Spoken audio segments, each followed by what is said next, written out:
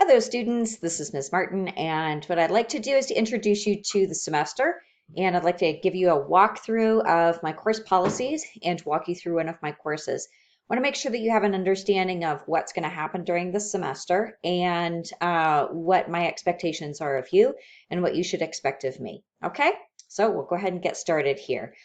What I'm going to do is I'm going to take you through one course as an example.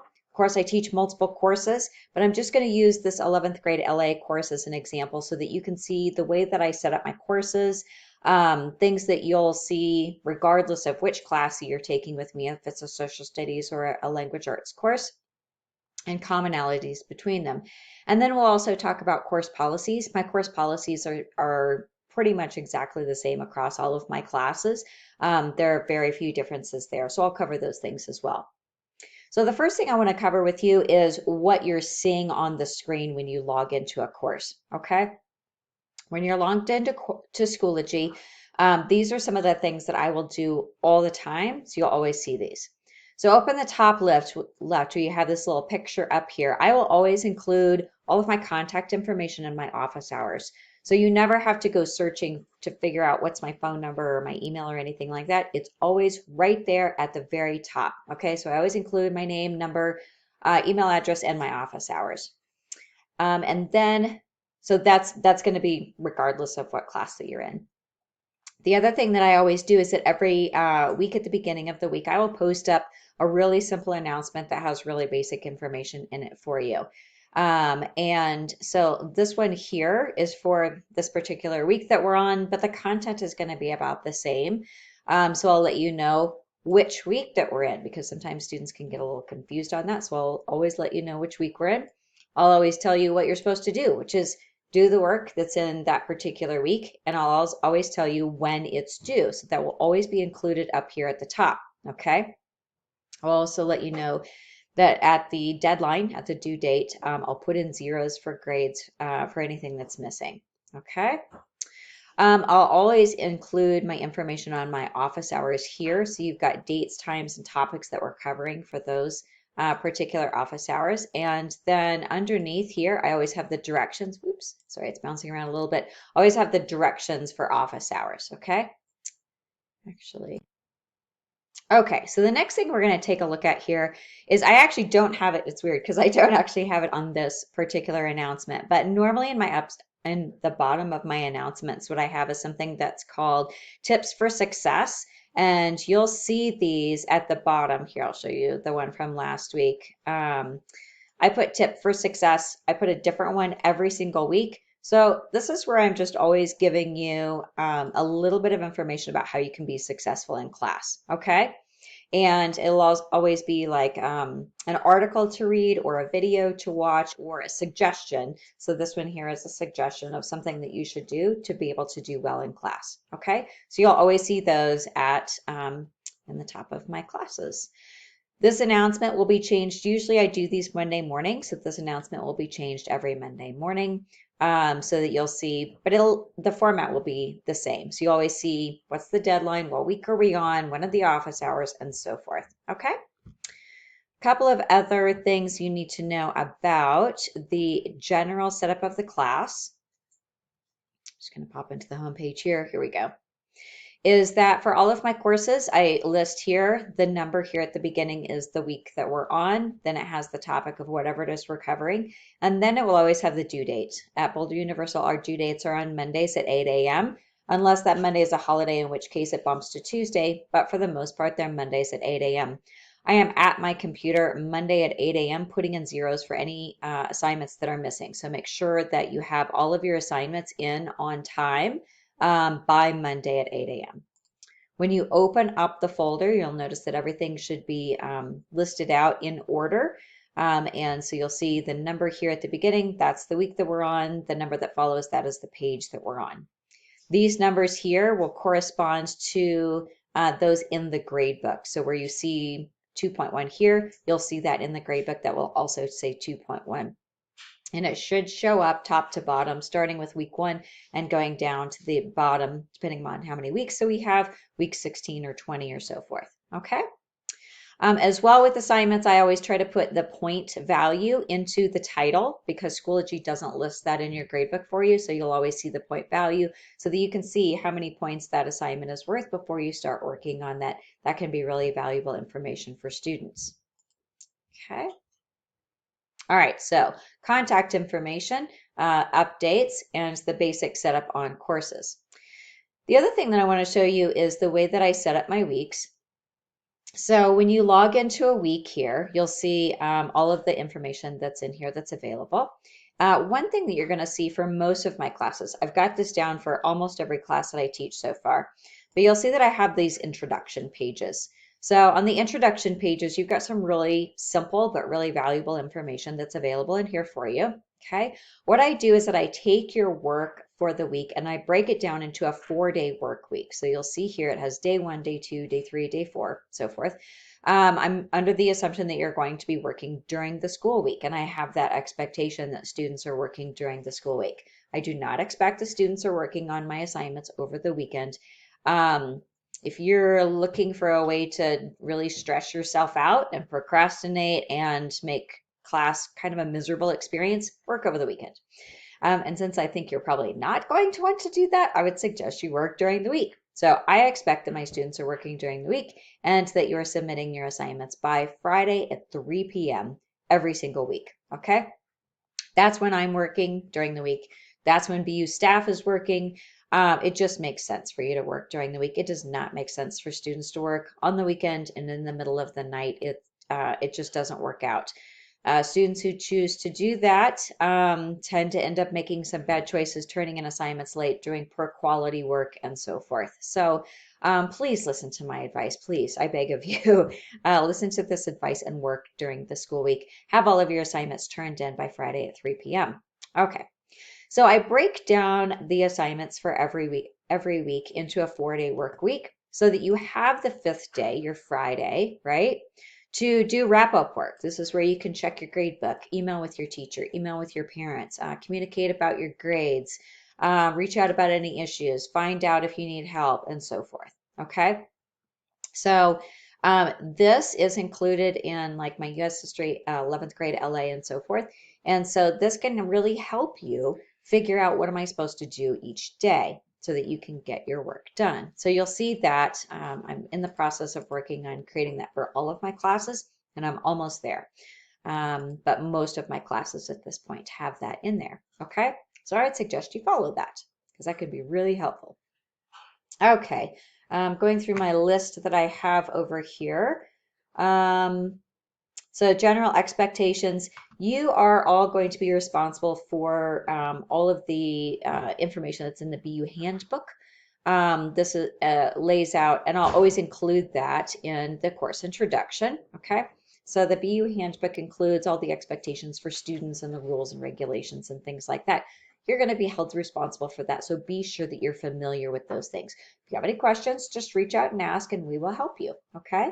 Another thing is that you're responsible for the pacing guide.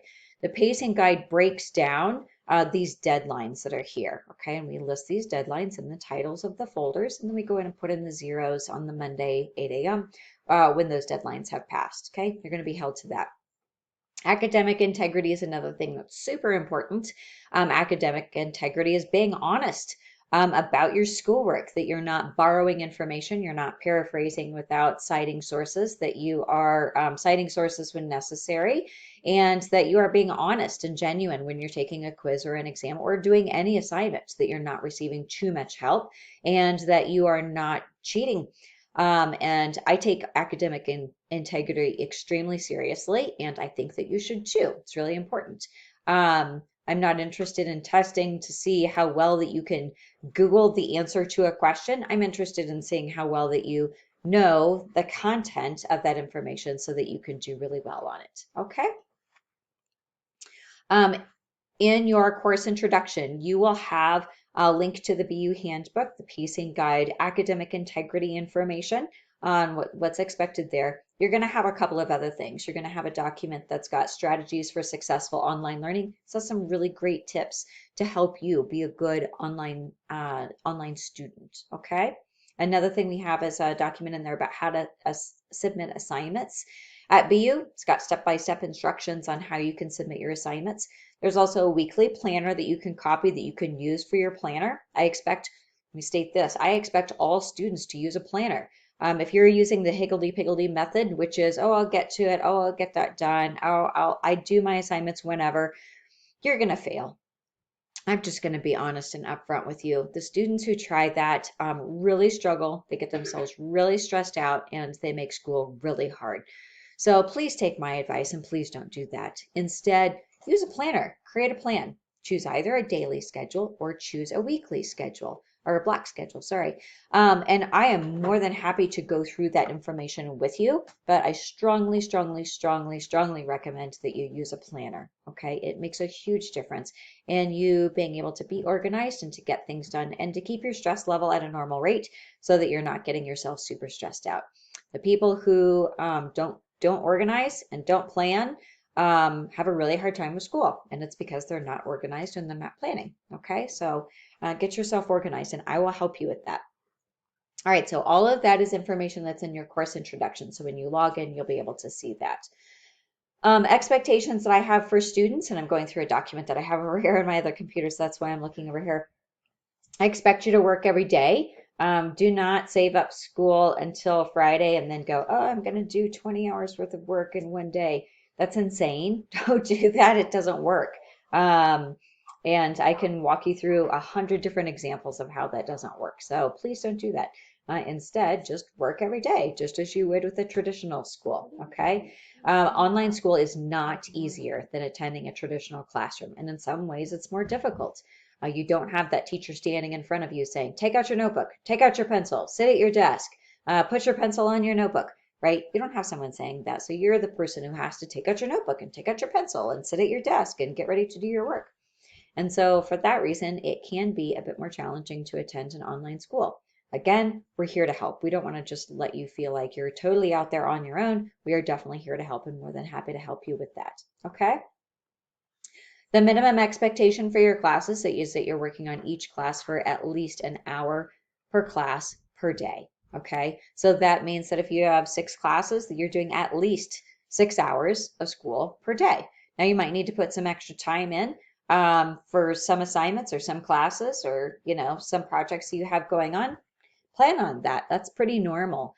But that's about the average. I'd say that that's the minimum. There are going to be many instances where you're going to need to put in more time, like when we're reading a book in class or we're doing a research project or a larger project that requires more planning. You're going to need to put in more time to do that. Okay.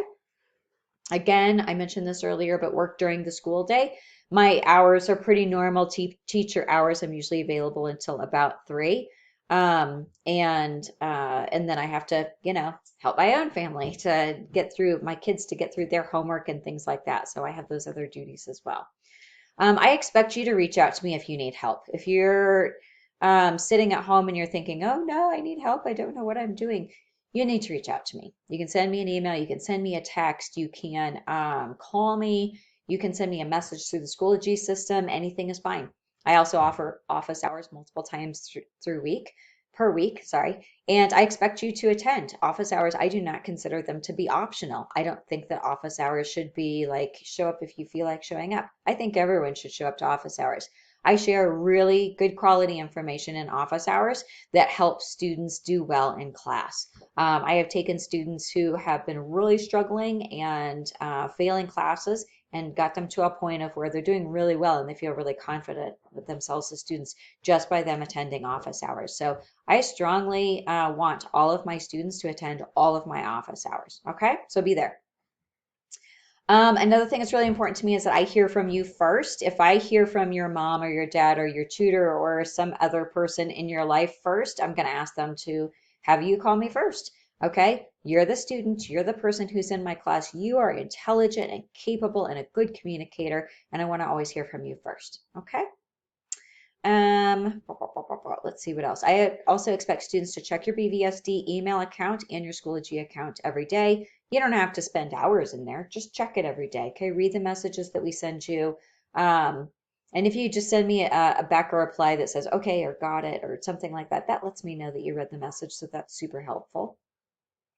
Always make sure that you're submitting your best work. Okay.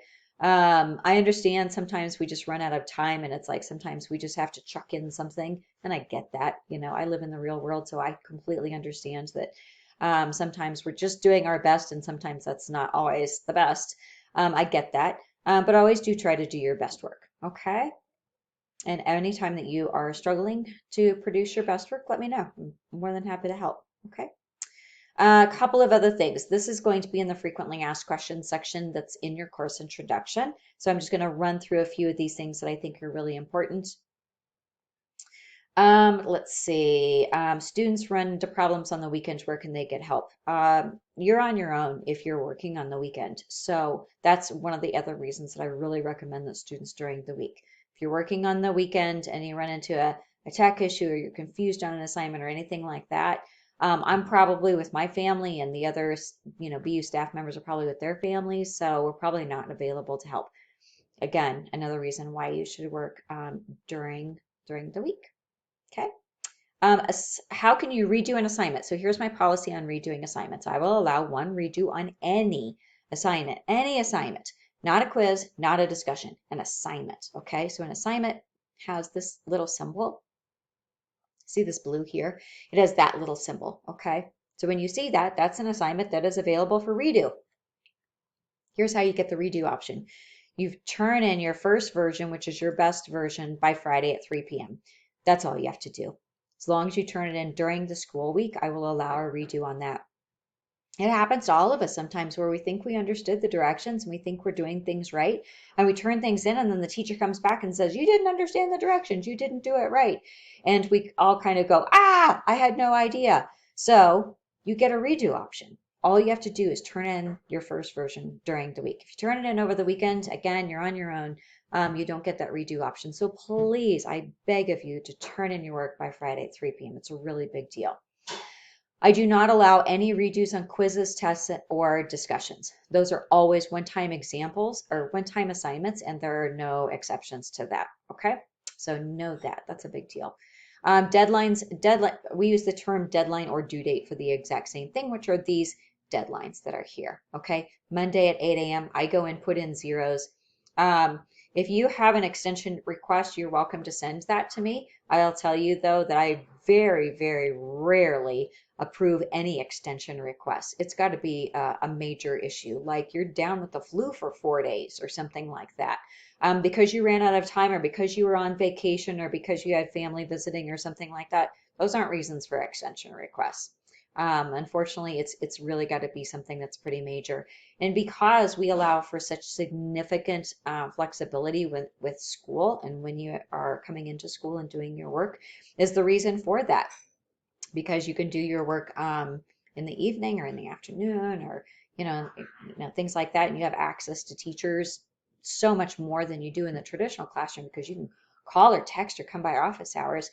We don't do a lot of extension requests. So I want to be upfront about that. Tutoring.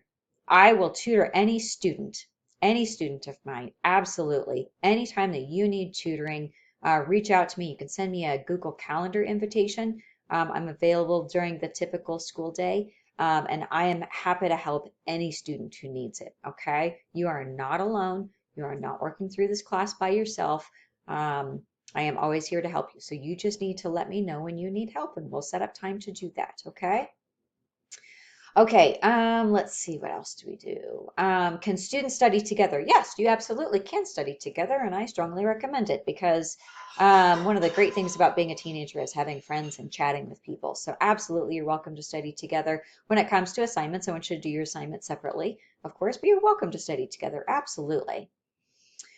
All right, how do you check your grade books? So I've got directions here in the course introduction in my frequently asked questions section on how to check your grade book. Make sure you're checking your grade book at minimum once a week. One of the things that I will do for you very, very consistently is that after I grade a class, I will send you a message through Schoology and I'll let you know a couple of things. I'll let you know I graded your class. So you'll know every single time the grading is dated. It is never a mystery. You're never going to go, well, I don't know when she graded. You will always know because I will message you. Okay. So I'll let you know that I updated your grading. I'll let you know that you have 24 hours from the time that I send that message. You have 24 hours to check your grade book and to let me know if there are any issues. Here are some of the issues that could come up. Let's say that an assignment is worth 100 points, and let's say that you did really well and you should have earned 90 points on that assignment, okay? But let's just say that I was moving too fast and I punched in a 9 instead of a 90 and I just missed a digit, okay? I missed a number. I need you in there checking that to make sure that that gets corrected, okay? I need your extra set of eyes. I'm a human and I make mistakes sometimes, so I need your eyes on in that class to help me see where those issues are, okay? Another thing that can happen is that I have a question about something that you turned in. I have an exam that happened this semester, and I ended up with a couple of students who plagiarized. It was really unfortunate. And I left them each a message in the grade book that said, I have serious questions about this question that's on this exam. You have 24 hours to get a hold of me. Students have 24 hours to get a hold of me. So make sure that when I send that message through Schoology and you see that I've graded, that you check the comments that I leave you. You check all of that information. It's really important, okay? So make sure that you do that. And I have directions in your course introduction on how to do that in the frequently asked questions, okay? I expect you to check grades immediately after I grade, immediately being 24 hours, okay? All right, I'm going to have a lot of information on plagiarism that's in the course, and I'll wait till you're in the course so that you can access that. But plagiarism is a really big deal for me. Academic honesty is a really big deal for me. I have a pretty no tolerance policy when it comes to cheating, academic dishonesty, or plagiarism. I'm a real stickler on it. It's really, like I said, it's just really important. So make sure that you follow those directions. Super important. Can students use notes for quizzes and tests? No. Unless I specifically say that you can use notes, no, you cannot use notes. Okay, it is always closed book, closed note, closed tab. You may not open up a second tab and Google Answers or things like that. That's cheating in my book, and you will end up with a 0 on that test. So please be honest, be your true self, be your honest self. Okay. Where do students find due dates for assignments? So I showed you that. That's here. Okay. What file types can students use?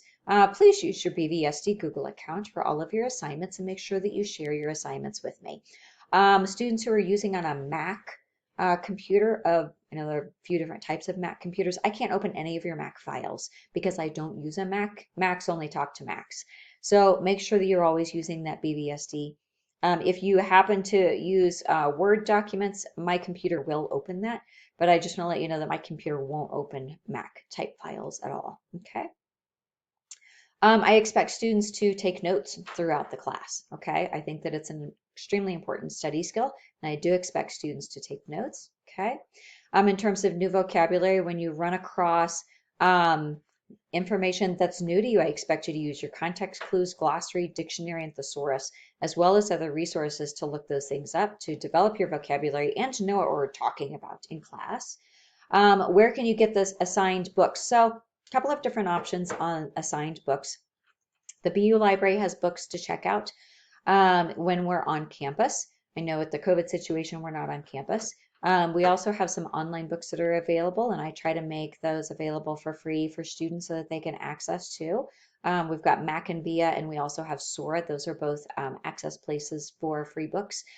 If it's an open source book, meaning that it's in the public domain, I usually will also post up ways that you can access it through like Gutenberg, which is a website that has books on there for free. I'm a believer in audiobooks in conjunction with reading books. So what that means is that I have no problem with students using an audiobook combined with the reading book. So while you're reading your book, you're welcome to listen to the audiobook simultaneously and follow along on the page. I think when you're reading a really challenging text, Shakespeare, Thoreau, that kind of thing, that can really enhance your comprehension of the text. So I don't have a problem with that at all. And if you're looking at an open text book, you can look on YouTube. You can put in, whatever book it is you're looking for, Pride and Prejudice. You go on YouTube, punch in Pride and Prejudice audiobook, and you'll get a whole bunch of examples that will come up. Okay, you're welcome to do that. How can students get extra credit? I do occasionally offer extra credit. I will tell you this now, I never offer extra credit at the end of the semester.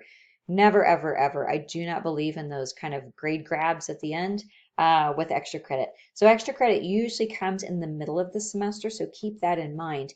There are a variety of different kinds things that I've done on extra credit, and honestly, it's different every semester. Sometimes I'll offer extra credit for students to attend cultural events. So if you go to like a reading by an author, or if you go to a play, or if you go to a writing workshop or something like that, I'll oftentimes offer extra credit for those kinds of things. I've also been doing these like First Page Friday videos where I introduce students to a different book. I'll offer extra credit for those. So it just depends. I do offer extra credit. Again, I do not offer it at the end of the semester. So if we're at the very last couple of weeks in the semester and you realize that your grade is low, focus on your assignments. Don't focus on extra credit because there won't be any at the end. It's usually in the middle that I'll do that. But I'll always announce in class what the specifics around the extra credit options are for that particular semester.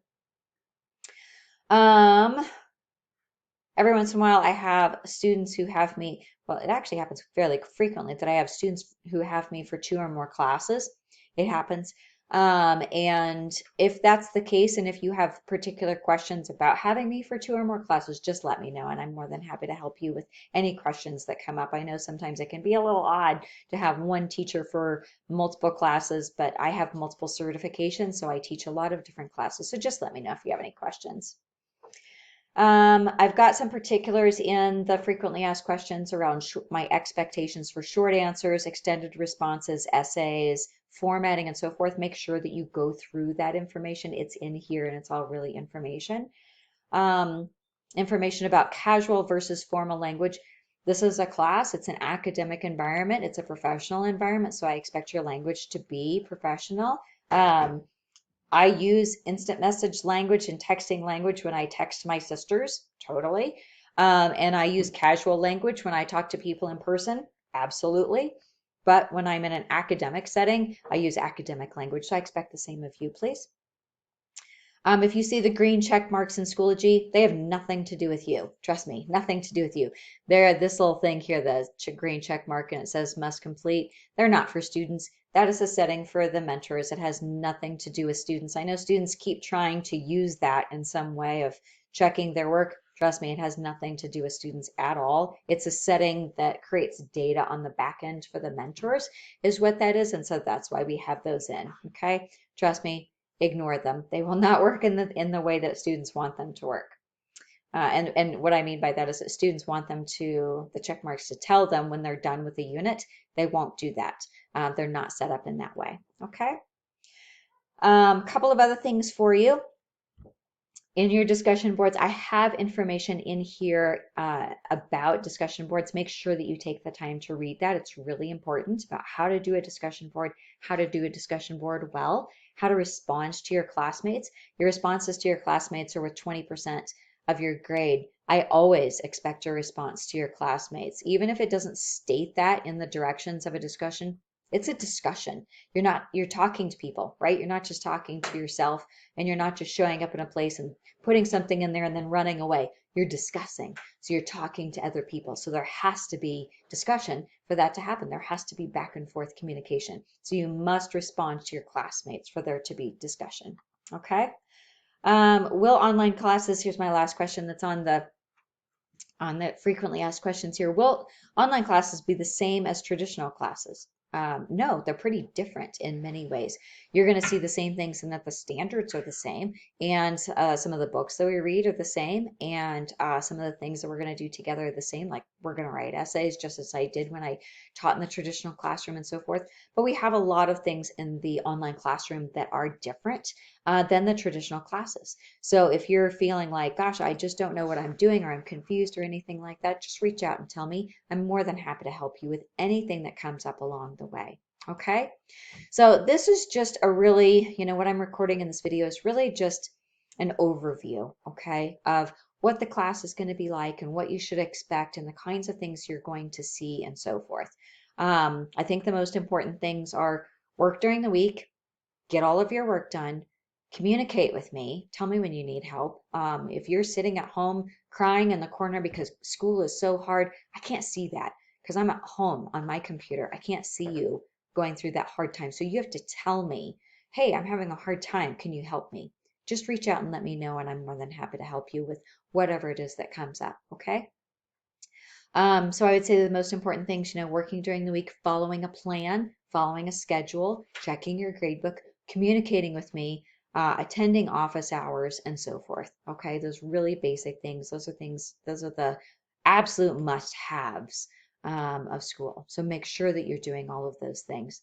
As always, if you need anything ever, you just need to reach out. You just need to tell me whatever it is that you need, and I'm more than happy to help you. Yeah, and I think that that's it. I'm really glad to have you in class. I hope that you're going to have a great semester. And if you have things that you need or ideas or suggestions, please tell me because I'm always open to ideas and suggestions from you. Okay? All right. Well, welcome to class and look forward to it. Bye-bye.